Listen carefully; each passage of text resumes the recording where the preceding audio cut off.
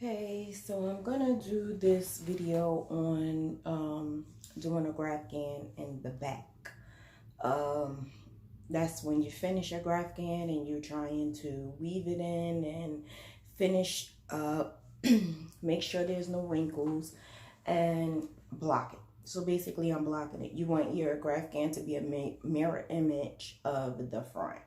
So this is what I do. I'm gonna show you on a skirt, only because I did a lot of changing of colors and I used my method of the pop, lock, and drop, which is popping your needle in and locking it in and dropping it. Don't carry, never carry.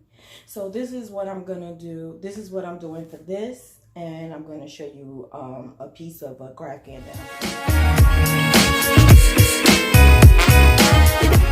But this is the top and the skirt, and because I did a lot of changing of colors, I do have some strings hanging.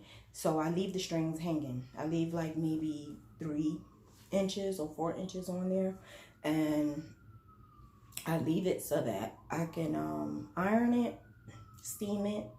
I spray it down and I leave it for a little bit, and then I let it dry.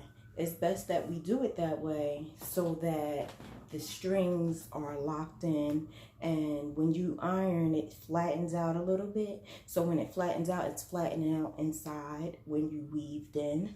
So this is my method, and I hope it works for you. This is what I use to spray my items. I spray my Graphghan down, and this is basically fabric softener, which is like a little bit, maybe 2 capfuls, and majority just water. You just want to put a little bit in there. You don't want to overdo it because then the smell becomes really potent. So right before I like maybe a half an hour or 2 before I steam it, I just spray it down, but turn it inside out. Turn it inside out or turn it around. If it's a blanket, you turn it around and you just spray.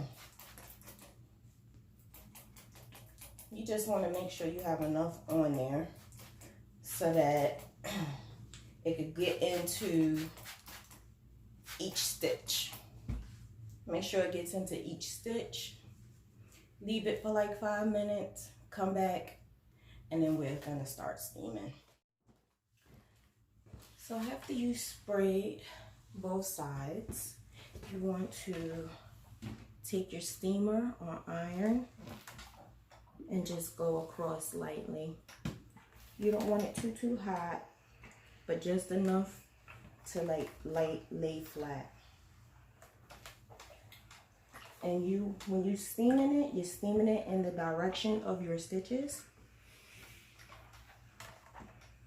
Press down on it for a little, not too long, because you don't want it to get too flat. And you're also blocking it.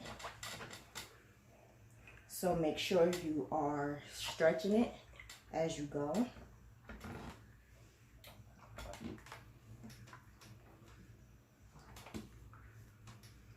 Make sure you get those corners.